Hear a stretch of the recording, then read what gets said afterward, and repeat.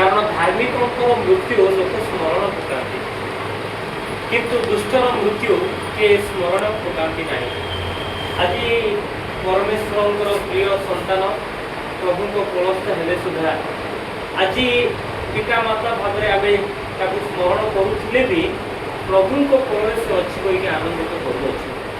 आज जो प्रकार उपासना है विशेषकर जो प्रकार मुझे तो प्रातः काल में आसीपारि ना कारण अनेक जगह सभा कार्य थिला किंतु ए संध्याकालीन समय आमर अति प्रिय भाई को गृह को आसी मते एते आनंदित अनुभव करुअछि मु कारण पारलाखिंडी रे जदि मु कोनोसी धार्मिक युवक प्रभु प्रिय युवक प्रभुभय युवक को जदि मु निज चक्षुरे देखि अछि ताहले आपणकर पुओ सी कारण दीर्घ वर्ष ता सहित मोर संपर्क अच्छी एवं दीर्घ वर्ष छोट हेले प्रभुकर दास भाव मत से बहुत प्रेम करुए। मो माँ को कहूली जदि आम बाहर पाखापाखि रायगढ़ अंचल कि अन्य कौन सी अंचल भी देखा हो से निज पकेट रु खर्च करेंगे आओ भाईना सार दया करी आपण बांधतु ना मुझे खाओ बाबू नाई आपमती हेले आप बांधतु ना आप सेवा कर अल्प हेले आपको देवी मैंने छोट हेले भी गोटे देवार गुण तार था बालाखिंडी सेमती युवक मुझे देखी ना सब बेले आम समाज गठन पर चिंता कर मत मो प्रति से बहुत खुशी हो कारण समाज किसी कर प्रकार युवक आज से नहांती किंतु ताकर साक्ष्य जीवित अच्छी से प्रकृत अमर कहीं चरित्र सेमिति प्रभु को भय करुवा सकाशु आज तार चरित्र अमर भी रही जाइए।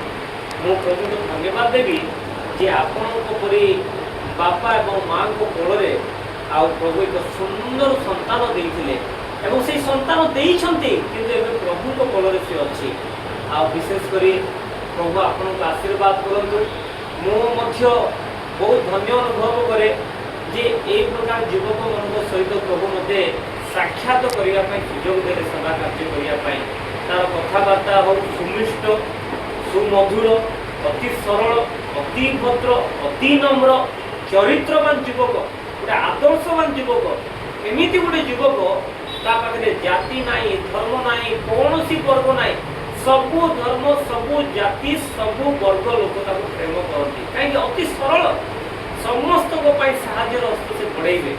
आज ये प्रकार युवक को आम हरईचु किंतु मु प्रभु को धन्यवाद देवी जे ये प्रकार युवक आमको निहाती आवश्यकता अच्छी कारण ये दिन मनकर समस्ते स्वार्थपर से प्रभु कहती जे भल लोक को से अति शीघ्र ग्रहण करती कारण भल लोक पाखरे रही आवश्यकता अच्छी कहीं भल लोक युवक मन प्रभु नहीं जाऊँ स्टीफेन को प्रभु नहीं गले और से आपण मैंने बापा माँ भाव आउ दुख करूँ ना आज प्रभुंर दास मनकर गजपति जिलार विभिन्न दास मैंने प्रभुक दासी मैंने सेवक मैंने सेविका मैंने से आपण को प्रेम करुवा अनेक परिवार सदस्य मैंने केवल ये युवकर गुण कीर्तन करने प्रभु को धन्यवाद देवाई जे यही गृह उपस्थित होते प्रकृत में मो आनंदर विषय अटे मो क्षमा प्रार्थना करुच्ची प्रभु सेवार मुझे से प्रातः काल में आसली ना कि मोर हृदय मोर समय मोर मन सब बाबू प्रति आपण प्रति परिवार प्रति रही प्रभु निश्चय आपको आशीर्वाद करेंगे।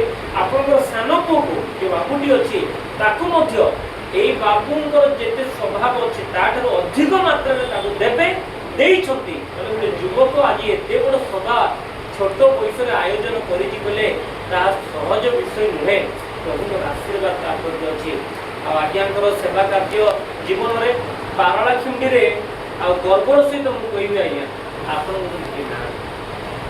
एते नम्र एते सरल लोकों सेवा आप गोटे एमती आप द्वार खोली देइछंती वो देखी आश्चर्य हो जाए प्रभु आपन को स्वर्गराज पुरस्कार सत कथा कहूँ आप पृथ्वी किसी कर न पारती କିନ୍ତୁ ଆପଣଙ୍କର ପୁଅ ଯେମିତି ଗୋଟେ ଧର୍ମ ଜୀବନ କାଟିକି ପ୍ରଭୁଙ୍କ ଘରକୁ ଗଲେ ଆପଣ ସ୍ୱାମୀ ସ୍ତ୍ରୀ ଗୋଟେ ଧର୍ମ ଜୀବନ କାଟୁଛନ୍ତି ପ୍ରଭୁ ଆଶୀର୍ବାଦ କରିବେ। ଏ ସମୟରେ ପ୍ରାର୍ଥନା କରିବା।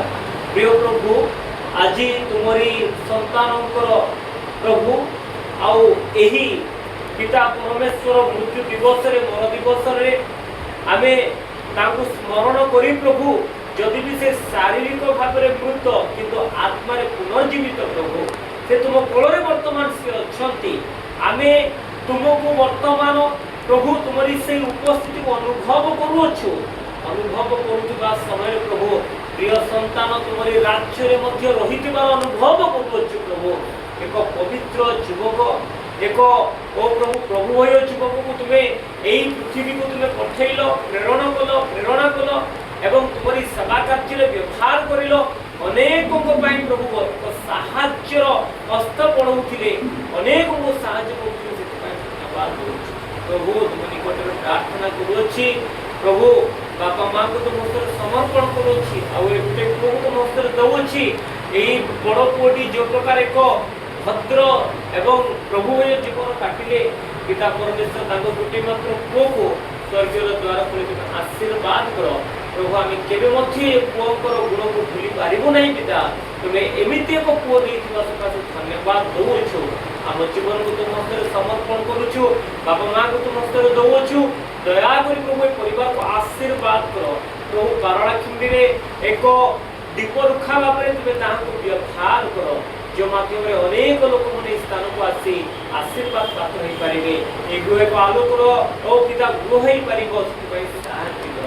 ଆମମାନଙ୍କର ପ୍ରାର୍ଥନା ଶୁଣି ଉତ୍ତର ଦେଇଥିବାରୁ ଯୀଶୁଙ୍କ ନାମରେ ମାଗୁଅଛୁ ପିତା, ଆମେନ୍।